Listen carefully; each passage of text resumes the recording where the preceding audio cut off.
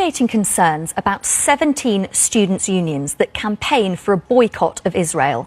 Support for the BDS movement has been growing on British campuses, but critics accuse it of fueling anti-Semitism and attacks against Jewish students. John Ironmonger has this exclusive story.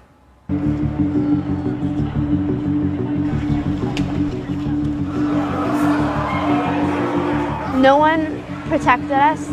No one was there to keep us safe. No one was there for the aftermath of it. No one asked if we were okay. People breaking it through windows, banging on the doors.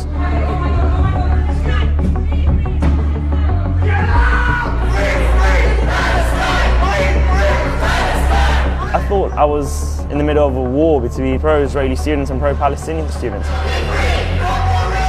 It's probably fair to say that students are among the most politically engaged people in society. They're known for having strong opinions, for standing together on things like climate change, tuition fees and civil rights. But there's one subject that ignites students and bitterly divides them, and that is Israel.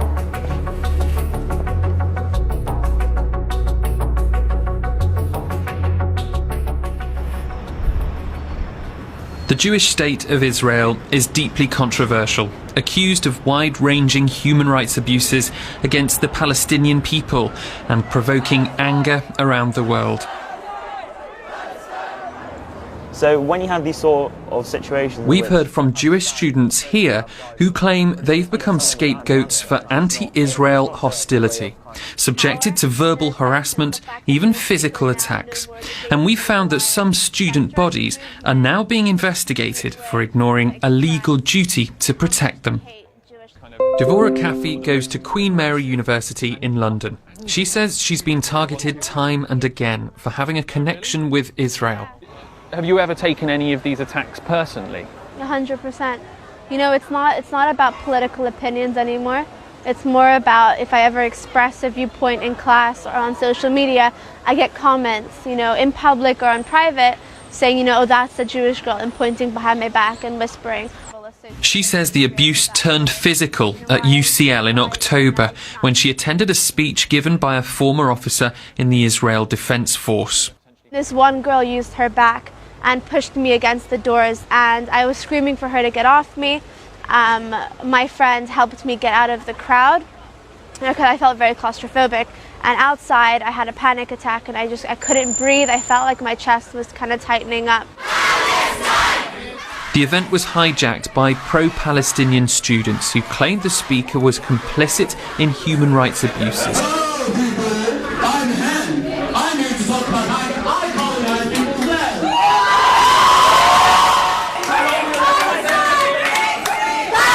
It was eventually moved to a secret location.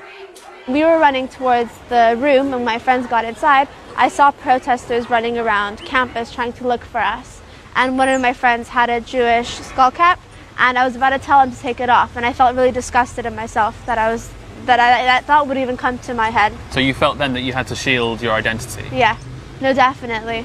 And it just, you know, my grandparents were refugees. They left Afghanistan because they were Jewish, and yet here I am, you know, as a proud Jewish student in the modern age, you know, at UCL, and I still had to do this.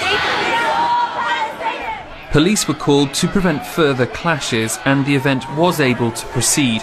But footage we've obtained shows protesters shouting shame at Jewish students as they left the venue.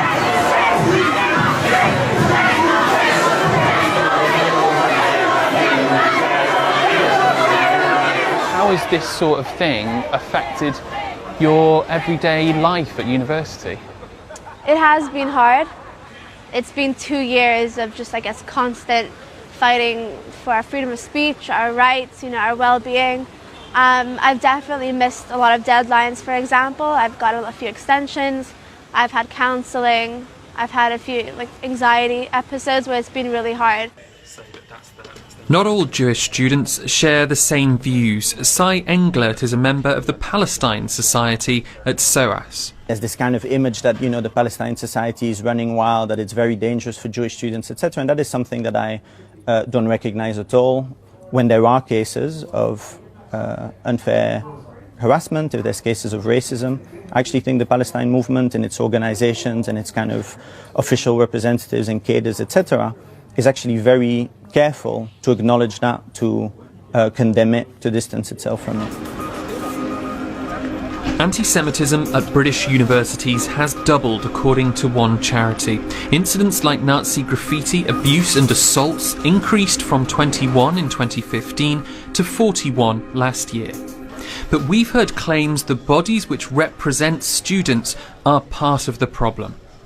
Students' unions, in increasing numbers, have been voting to adopt strict anti-Israel policies under the banner of a global movement called BDS, Boycott, Divestment, Sanctions.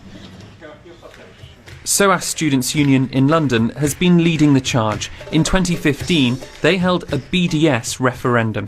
Why are we allowing Israel in the 21st century to get away with this crime? It's about ending Israeli impunity and ending complicity of those institutes and bodies, etc., that we might be a part of that are also complicit. It's about ending our own complicity too.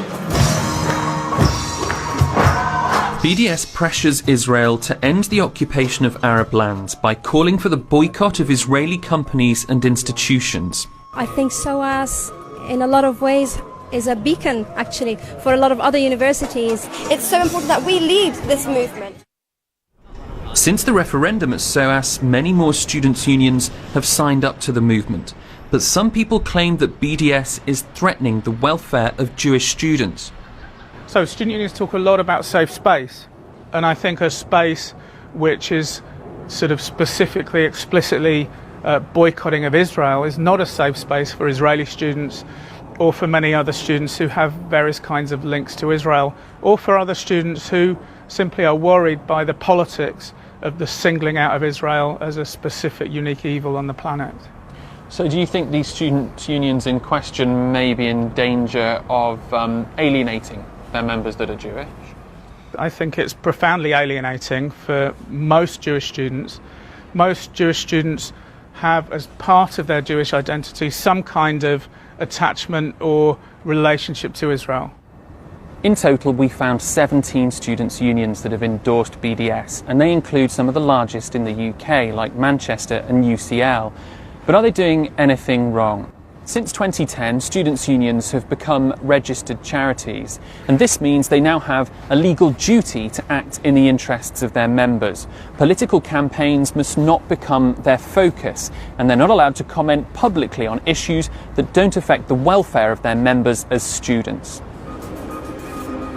We raised these findings, and the Charity Commission has confirmed it is now examining concerns about the involvement of a number of students' union charities in the BDS movement.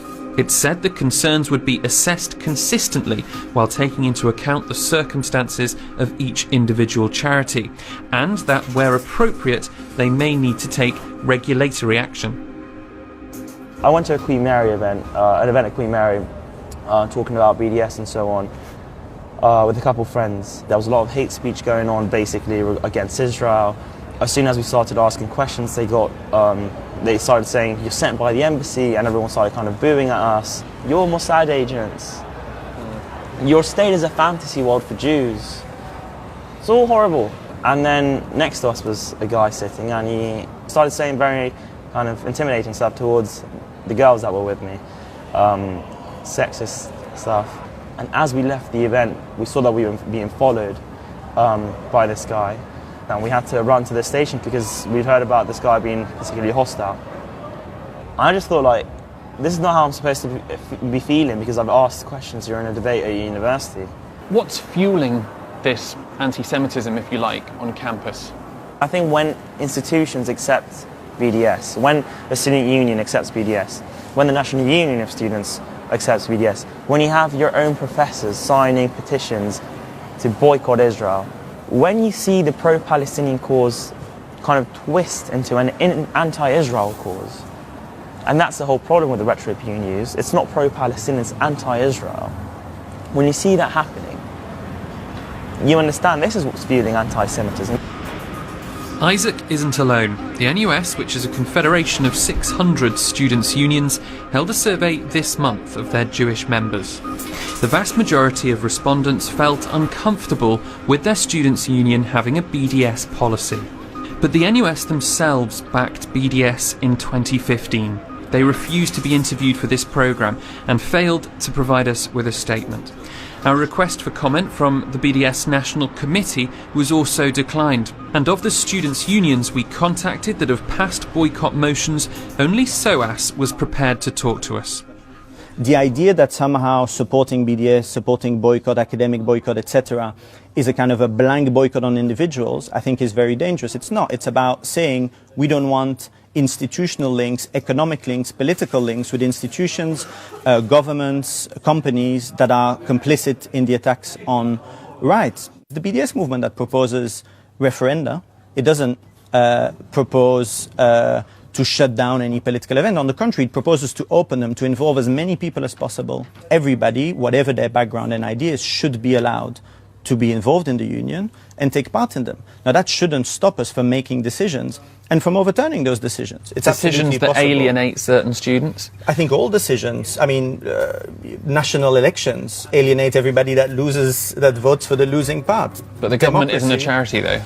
Sure, and then maybe there's a question about whether students' unions should be charities.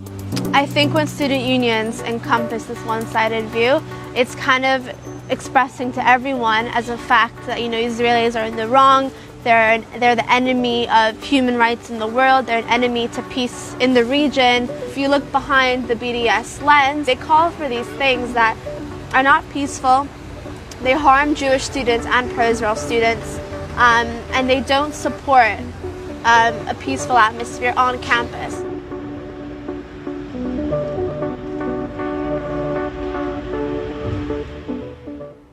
Still to come.